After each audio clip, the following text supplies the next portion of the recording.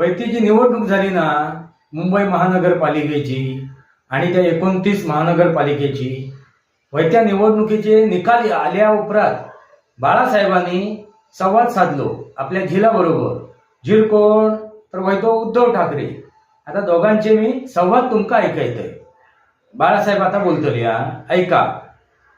रे उद्धवा, उद्धवा रे उद्धवा, खय बघतस? अरे मेरे वर बघ. हय थय काय बघतस? मी वर बोलतोय, स्वर्गातून बोलतोय, वर बघवायच. असा वरसून हाक मारलास माका. खय असास? गमलास गमलास. काय म्हणतास? काय म्हणतास काय? अरे काय म्हणतास म्हणजे काय?